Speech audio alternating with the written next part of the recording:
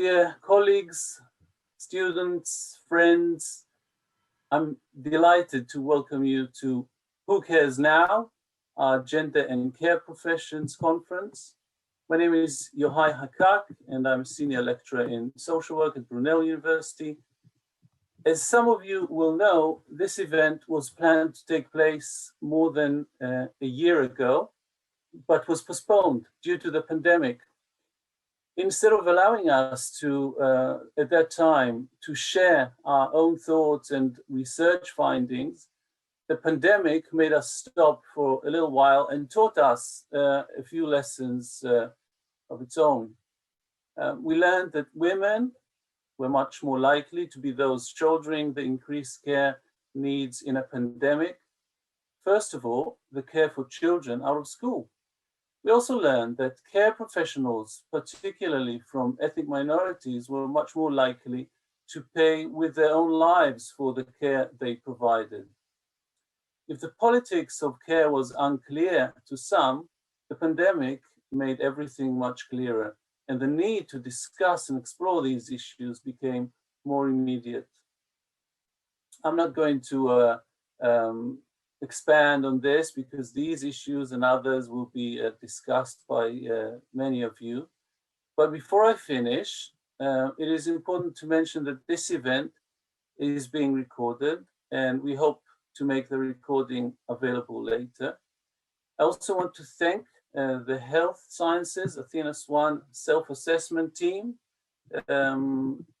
This conference is the result of the shared thinking and collaboration between the members of that team. I also want to thank our colleagues from the Department of Education and the Division of Psychology at Brunel who joined us in planning and organizing this conference, and to thank the many other individuals in different roles across the university that helped in a range of ways to enable this event. So thank you all, and I wish you and the rest of our audience an enjoyable and stimulating conference. I will now hand over to Kay Longchung. Kay, please. Thanks, Yohai. This is so exciting. I have not much to add other than that the Athena Swan Charter is a framework which is used across the globe to support and transform gender equality within higher education and research. And as the lead for the Athena Swan self-assessment team for the Department of Health Sciences, I'm happy that our Gender and Care Professions Conference is finally taking place. So welcome, and I hope you feel inspired by our interesting speakers and that this may generate fruitful connections and collaborations as well. Academia cannot reach its full potential unless it can benefit from the talents of all. So thank you. And now a few welcoming words from Professor Julia Buckingham, our Vice Chancellor and President of Brunel University London.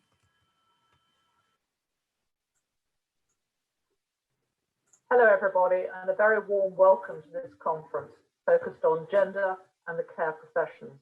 It's a great pleasure to be with you today, if only virtually. And I'd like to start by saying thank you and well done to Yohai and colleagues who've done such a fantastic job in organising us. I think that most of us would recognise that perceptions about care work, whether as a paid profession or by family members and friends, are gendered. We live in a society where care in the home is more normally provided by females. And the evidence we have so far indicates that this has worsened in the pandemic, with females shouldering the bulk of the responsibilities. Similarly, if you visit a care home, the majority of carers are females, and this extends across many other caring professions: nursing, social work, occupational therapy, and other allied health professions. And also in medicine, where in the past 50 years, we've moved from a profession that is very male-dominated to one where well over 60% of the entrants are female. And those females very often go on to become general practitioners, caring for people in the community, rather than the more male specialties of, say, surgery.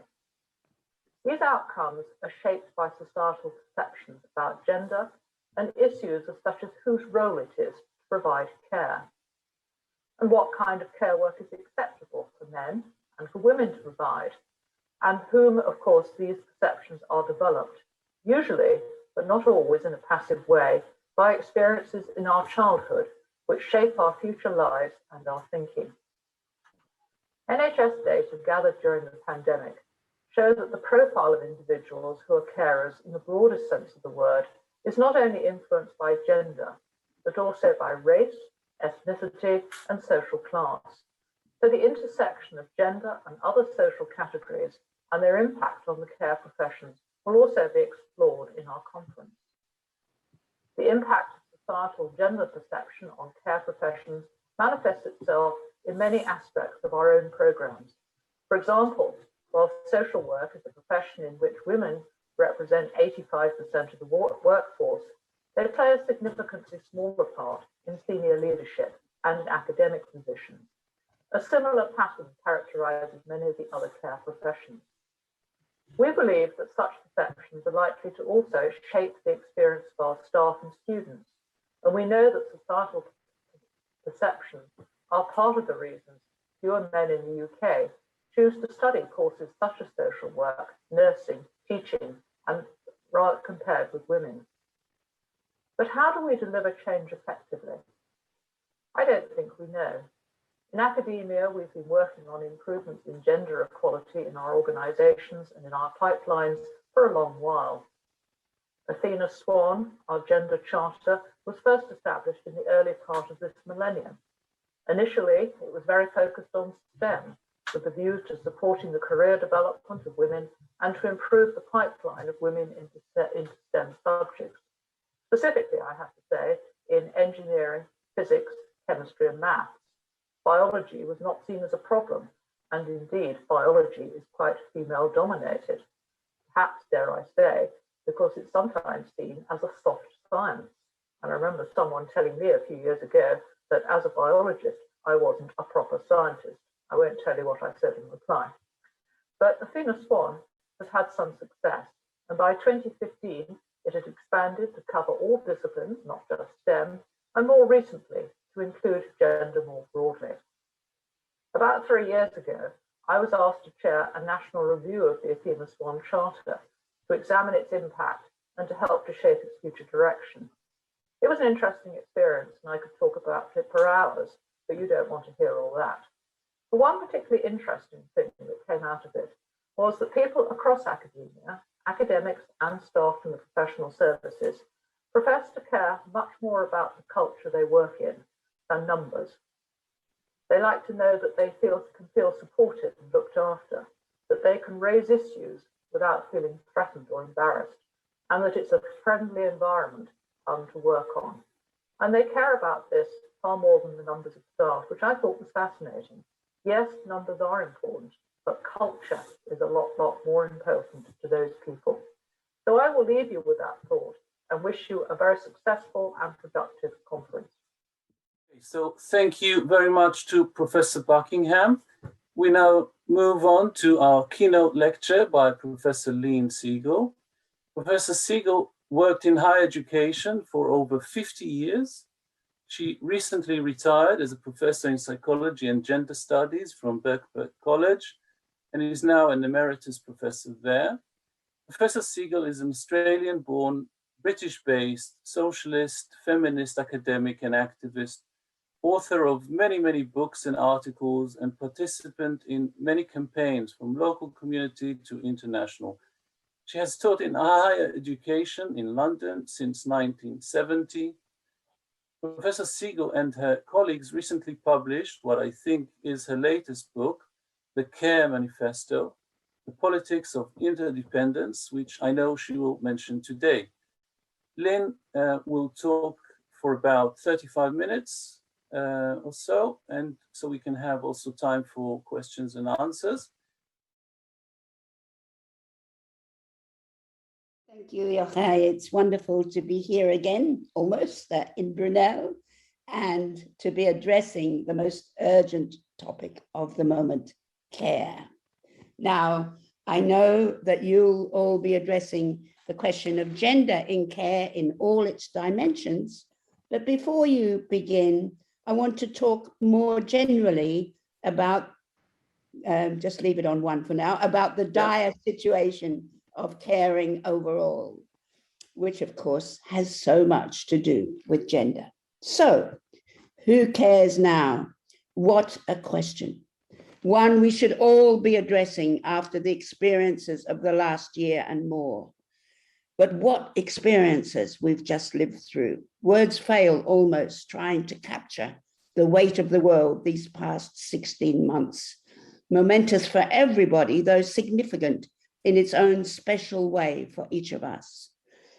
Those of you who've managed to escape the catastrophic global toll of death, loss, or long-term illness from COVID-19 will surely not have escaped the fears, forebodings, and anxieties that are still hovering everywhere. Nor will most of you have escaped the patterns of endless toil, especially those working in the public sector, in the caring professions, but also including our schools and universities. But there's been added grind for people self-schooling or caring for the chronically ill, for other dependents at home. And what we know is that it still falls heaviest on mothers. Although there's been some interesting new twists for fathers right now, they're meant to be doing about twice as much as they used to do. So hopefully this may be a start for rethinking gender and care. But then we've also seen huge rises in domestic violence. Reports every 30 seconds to police, with women's refuges overflowing. And on it goes, children's education suffering, inequalities already monumental, deepening everywhere and including, of course, between women and men. And then there's the struggles against depression, loneliness, claustrophobia that lockdown exacerbated, with an intensified sort of loneliness among family carers during COVID-19. Home carers again, overwhelmingly women, even more marginalized and feeling more abandoned than usual. So who cares now? As I say, the question of the moment, with so much needing to be done, and especially around gender issues.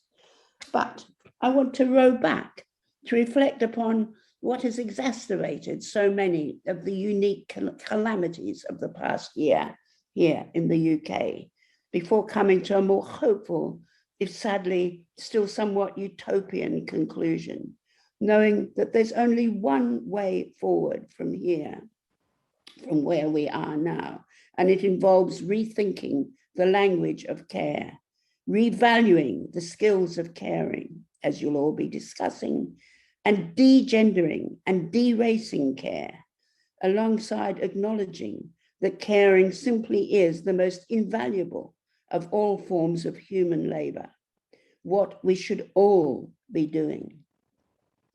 Long before COVID, I'd been reflecting on people's fears of fragility, loss, and mortality in a book on aging, Out of Time, in 2013. And there I noticed the still damaging stereotypes of old people, and especially old women, as though oldness itself was gendered female, fragility being gendered female. And it was a contempt that cultural figures such as Martin Amis were continuously conveying, perhaps warning us some years ago of the economic crisis caused by the silver tsunami of demented old people, stinking up our restaurants and cafes, he wrote.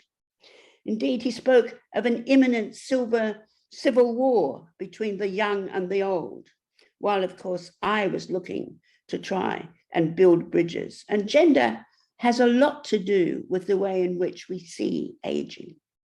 Again, cherishing rather than eschewing our ties to others, I was celebrating the need for our shared bonds, for recognizing them in my next book, Radical Happiness, Moments of Collective Joy, which also criticized the burgeoning self-help and well-being industry for placing pressures on people to appear forever cheerful, for individualizing misery and well-being, rather than joining with others to try to confront and surmount the sources of personal and collective miseries, to try to rebuild our caring professions, so crucial in this time of ever-rising levels of mental suffering.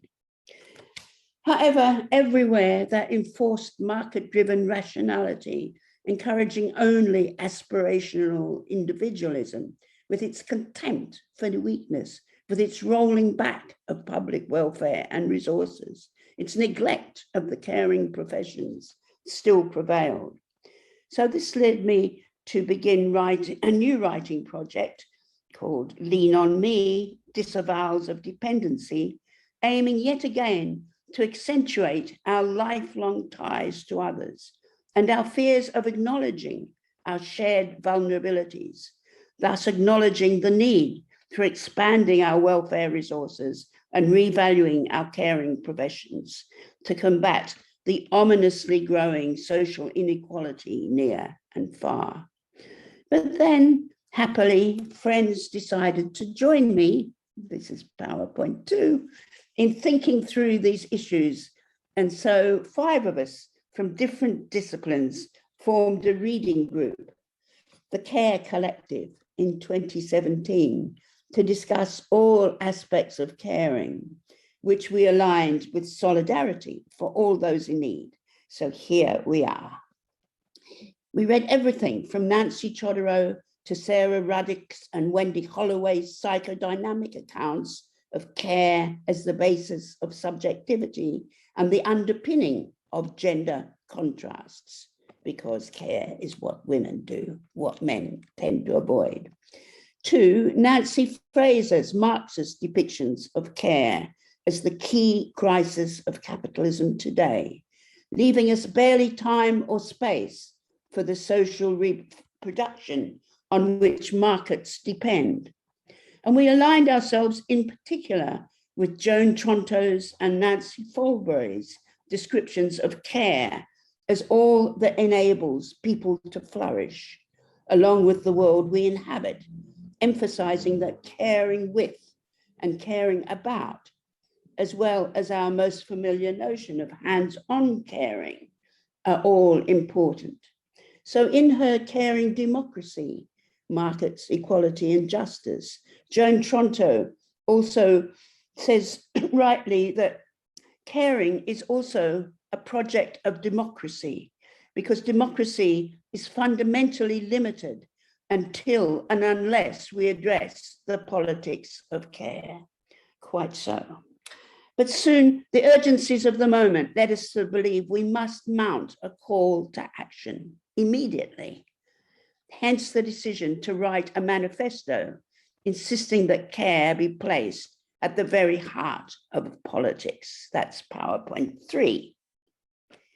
Reading about the hundreds of thousands of elderly with little or no care today, the daily scandals of collapsing care homes, carers themselves having to live with in-work poverty because of their low wages, alongside the frightening neglect of ever-rising inequality, the appalling plight of refugees, violent border conflicts, the ongoing realities of climate change and environmental calamities. All this prompted what we were doing.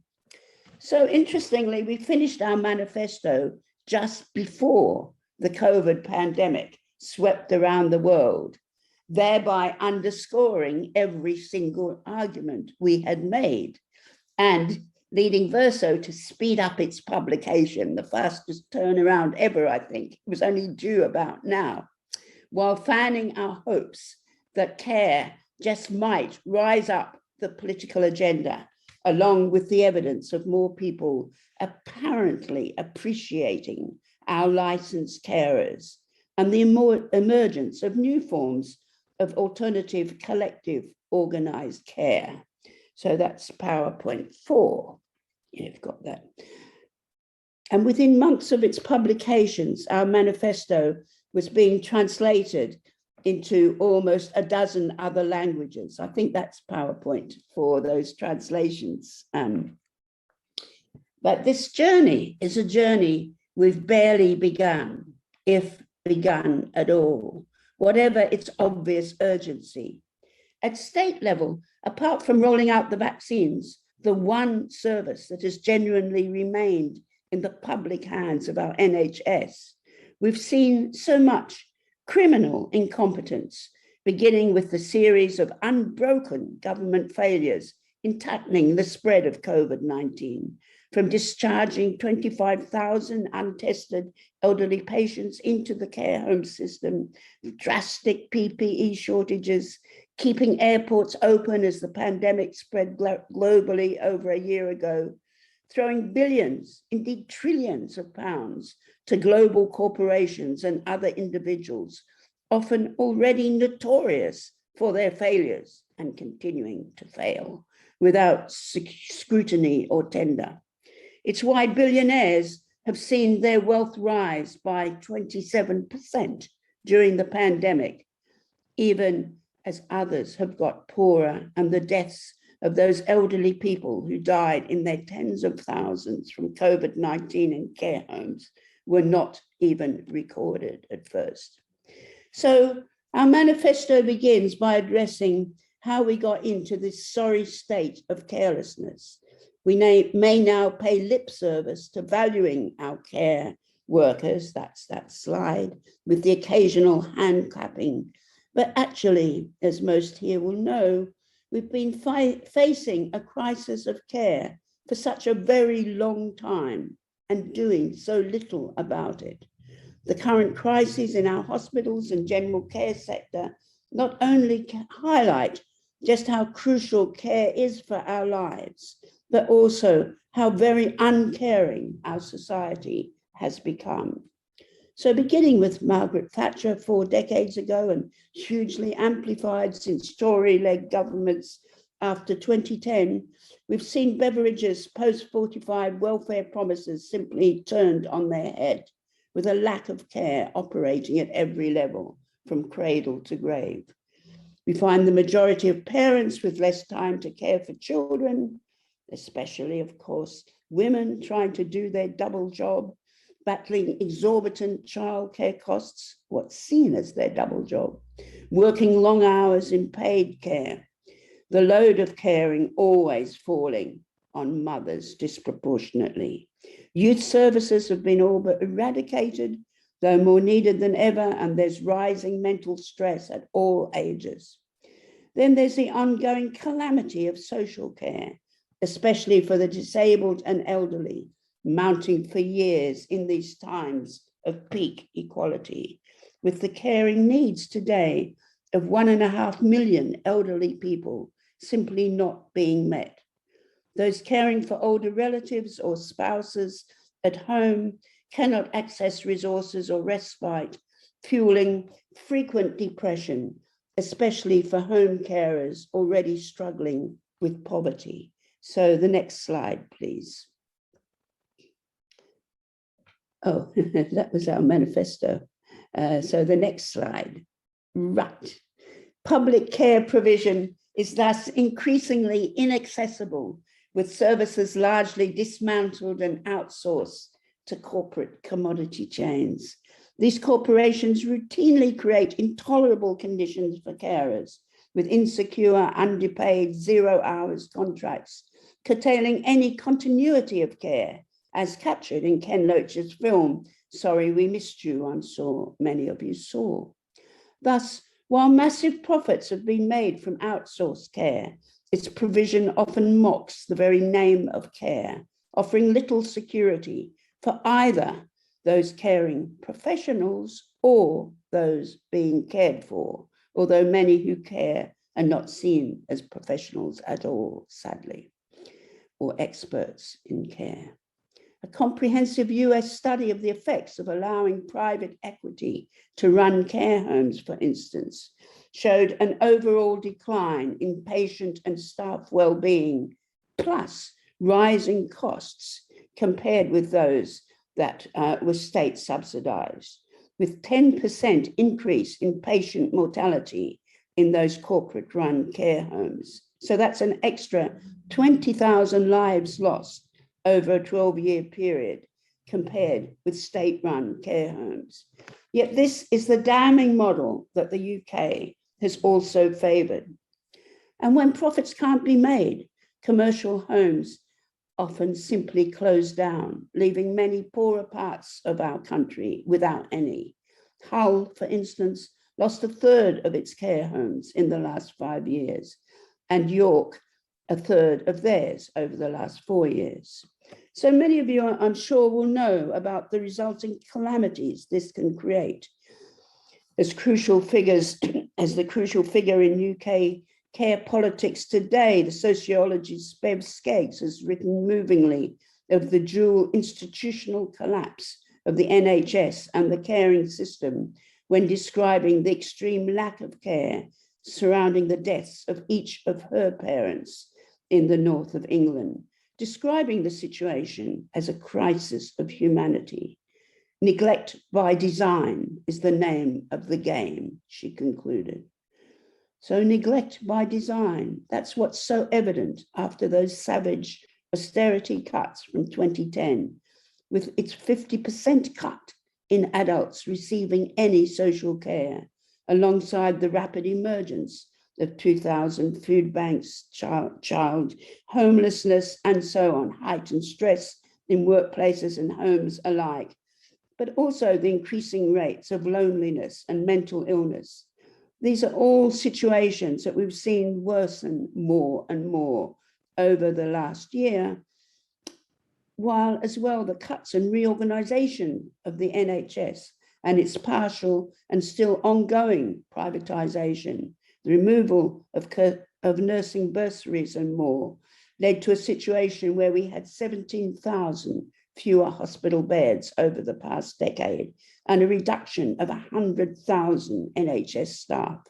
As Richard Hawkins, the editor of Lancet, declared angrily, Britain, a rich country, was already the sick man of Europe well before COVID.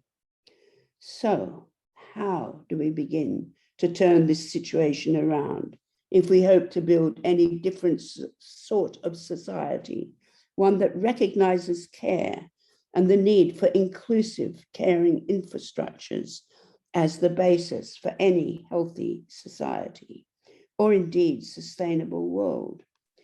So I suggest we begin by addressing our impoverished language of care.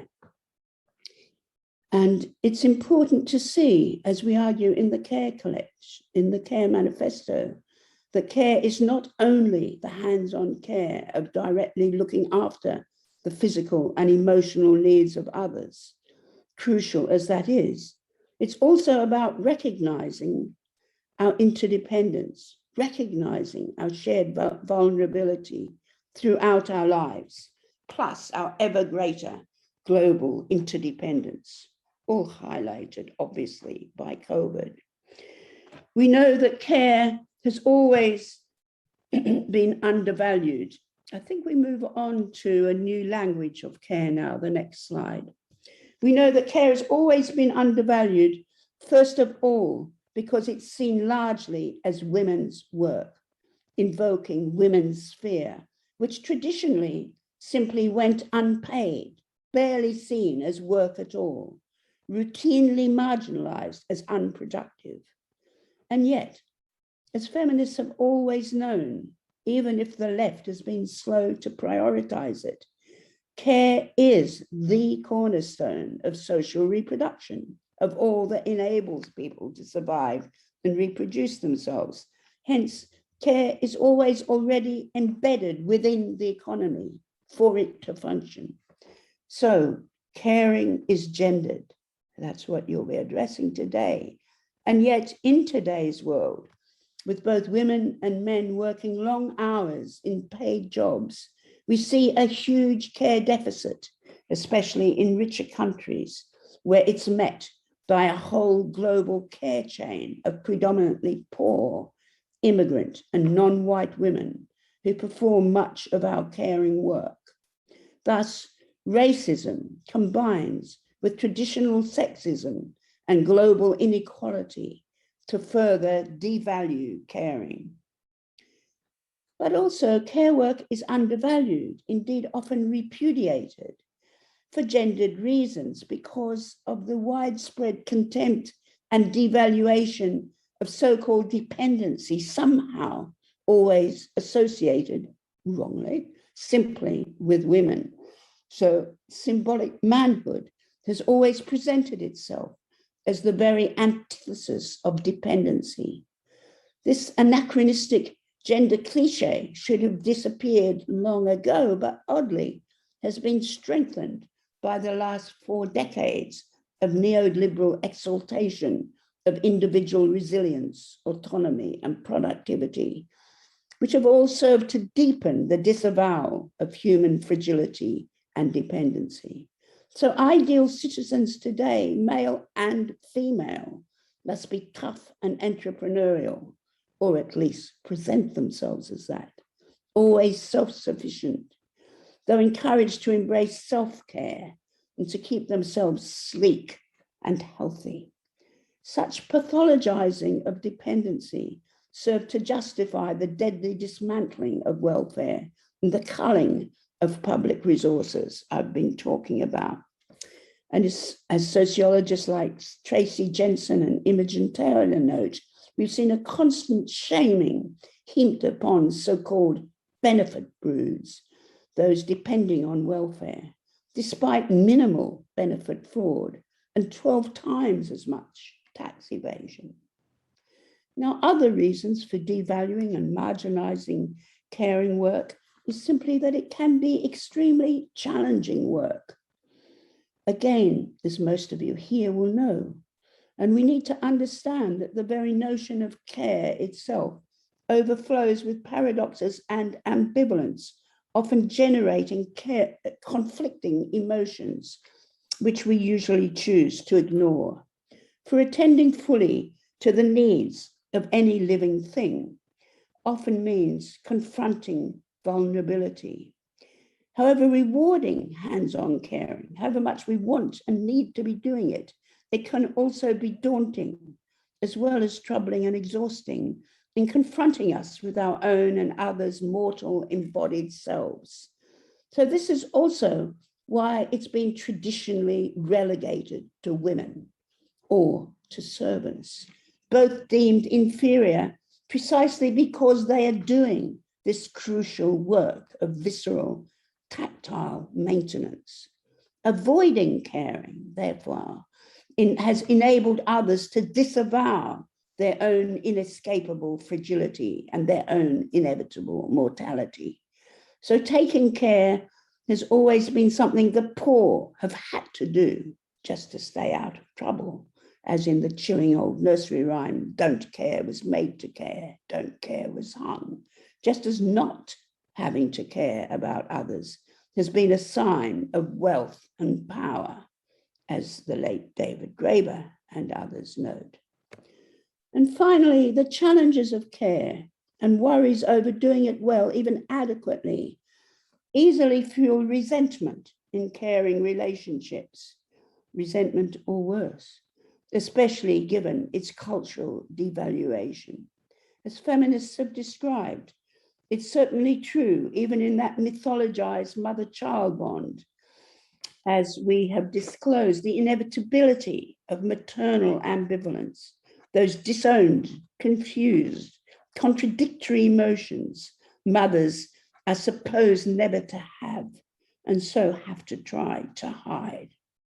And it's precisely because of these complexities and challenges of care, the mixed emotions entwined with our caring capacities, with our caring work, and the fact that it has always till now been mainly assigned to women, is why we need to fight for all the necessary social infrastructures, all the caring professions that can help us to assist and enable everyone doing the work of caring, which means, of course, totally rebuilding and shifting the nature of our caring professions to create gender parity within them, not men at the top and hierarchy down, with women always at the bottom.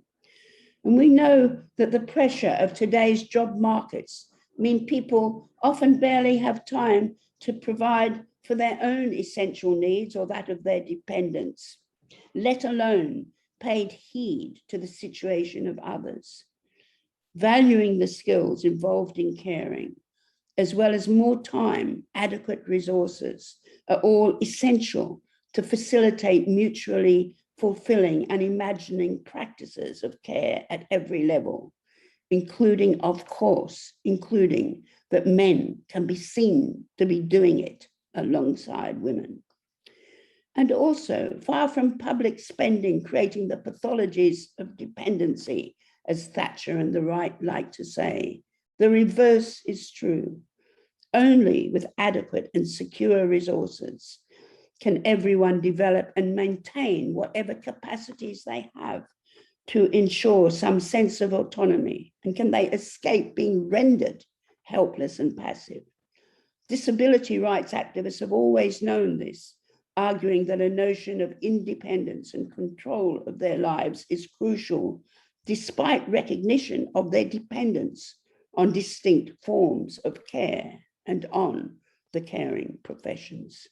So it's why we must jettison any linking of dependency with pathology or marginalization, accepting that we are all in different ways formed in and through our interdependencies.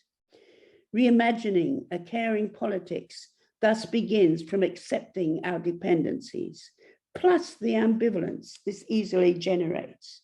It means fully valuing all the skills and resources necessary to promote care in all its manifestations. And this also means creating inclusive cultural practices for fostering everyday's caring capabilities. Care is crucial because we all need both to give and to receive care to sustain any real sense of our common humanity, as well as to confront our shared fears of human frailty, rather than project them onto those we label as dependent, which is, of course, the very seedbed for the right, for prejudice and much of the violence around us.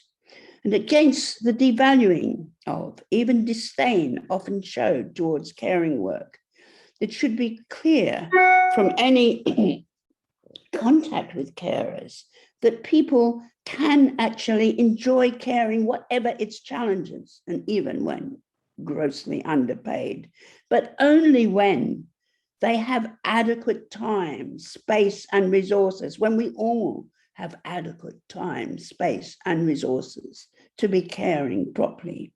So our manifesto sketches out what a world organized around care would look like.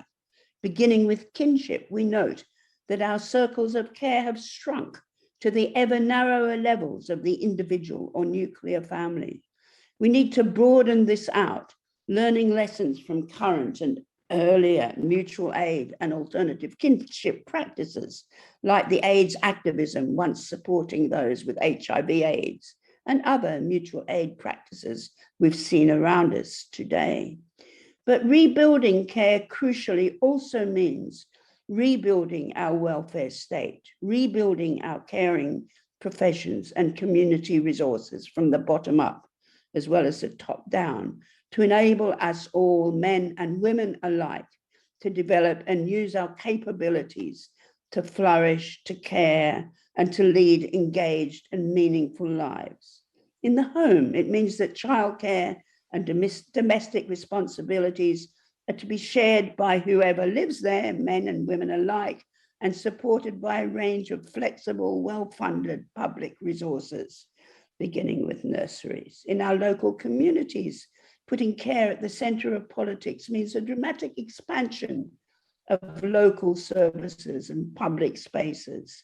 Here, people often look to Preston Council in the northwest of England, which dealt with having its budget slashed by encouraging localism and workers' cooperatives, but importantly, by switching its public sector priorities from using global corporate contractors to invest in local providers and worker-owned cooperatives. Other councils, including my own in Islington, have been attempting similar moves.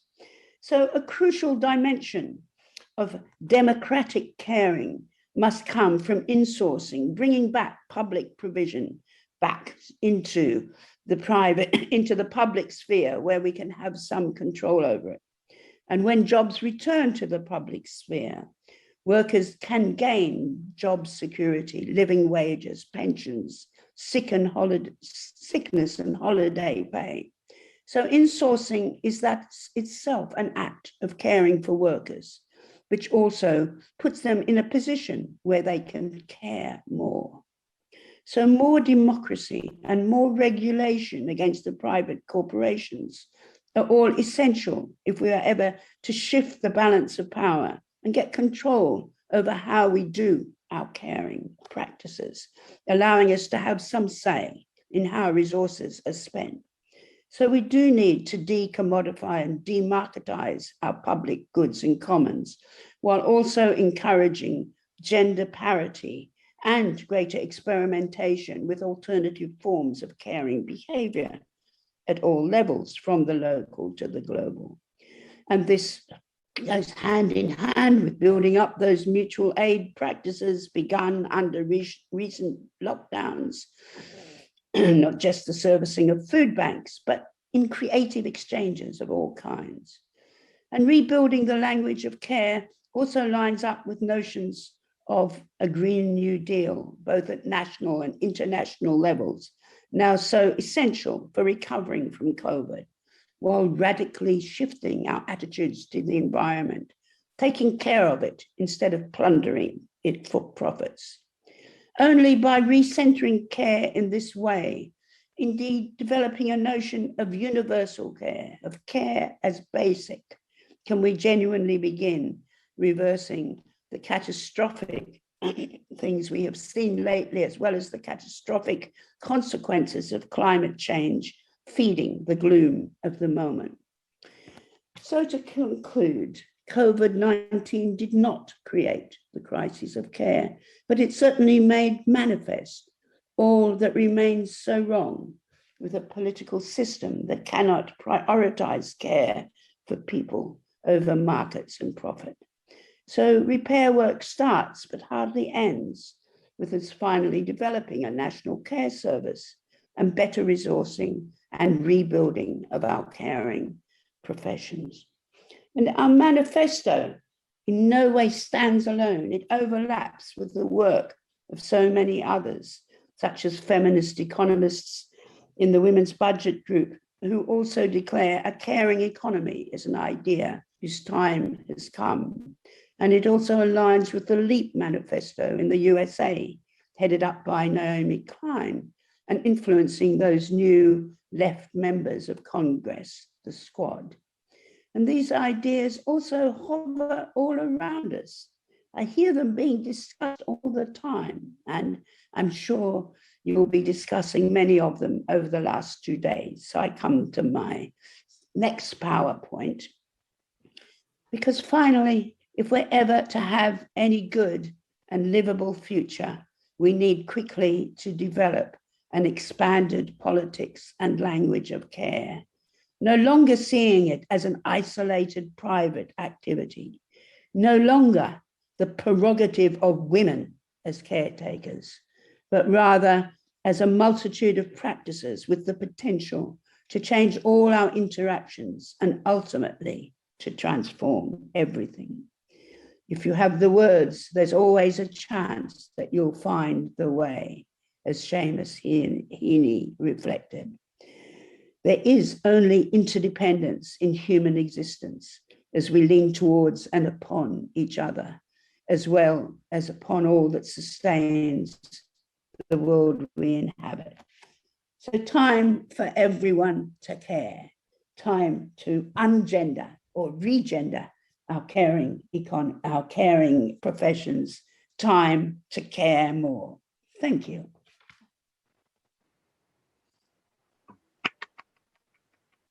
Thank you very much, Lynn, for a very thought-provoking and stimulating talk, and good timing. So we have just a few minutes for your questions and answers. If there are any questions, feel free to unmute yourself and ask the question. I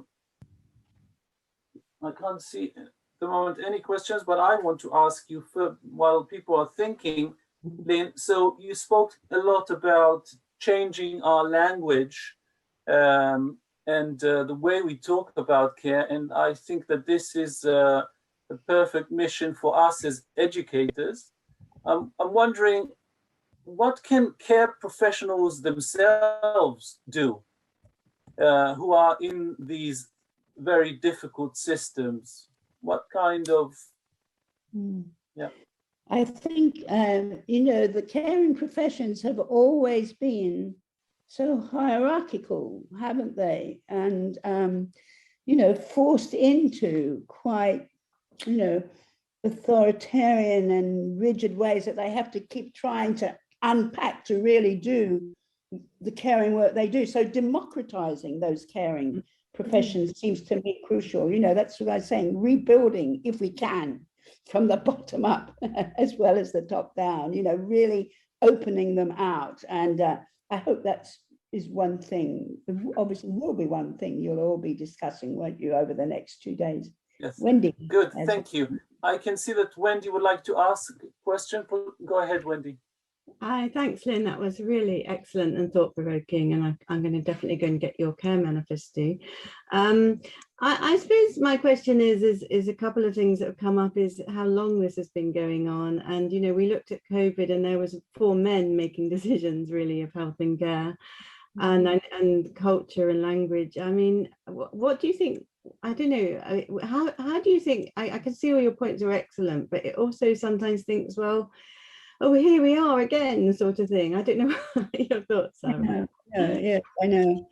I mean, I have been on so many endless Zooms because there's so many different aspects of it. I mean, the latest Zooms I've been on have been around changing our tax system, which is actually completely crucial, isn't it? That rich people actually pay their taxes, you know. So inequality is also a huge issue to discuss and how we tackle it. But it does, I mean, it's not enough just to have women up top there, is it? After all, it was Thatcher who helped launch the whole neoliberal agenda. So that's not enough. But it is rethinking, I think, the sources of gender inequality. You know, that's what everybody who writes about care and genuinely valuing care, I mean, taking us right back to all that feminist work on mothering and so on, where they hope that if we get men involved in mothering and parenting, as Nancy Chodorow and others said, then this would begin to change things. Sadly, what we saw was many women actually getting other women to do much of the caring for them. But what it's about is that, you know, we can't just treat gender and changing gender relations separate from changing the economy. You know, we have to also be struggling for shorter working time, for we have to be, you know, thinking that how do we get a more equal society? I mean, many of the things we need were actually in those Labour Party manifestos of 2017 and 2019. There's many NGOs working for this. I mean, so many. You know, the New Economic Foundation's NEF with Anna Coote writing about universal basic services with the IPPR. You know, everyone who cares seriously about having better futures knows this. But, you know, we're still at the moment prioritizing profits. You know, it's not just market forces, but, you know, maximum profits being made actually by a minimum number of people. And so, you know, for me, it can't be separated from what I call a socialist struggle. But, you know, gender is a part of that, you know, and you know, it's why we once had socialist feminism. We had the attempt to bring the politics of gender, what it would really mean to create equality, does mean that those doing that essential work of social reproduction, the essential work of caring, are actually being valued as much as those making profits. for the market in so many ways that are simply destructive for the environment and destructive for us all. So, you know, it's not easy to answer your question, but I do think the answer is we must place the caring professions and the caring we do in the broader context of trying to create a more equal society. That's great, thanks. Yeah, valuing care is central, isn't it, in the culture? So, Thank you. Excellent, thank you. I know I can see that there is another question, but I think I'll just pass it on to Lynn later on, and maybe you can send your response to Nicola. Nicola, if you can put your email address, maybe we can answer that question later. But in order to meet our schedule, I think we will thank Lynn now. I'm sure you will all join me wherever you are in a virtual clap and thank you.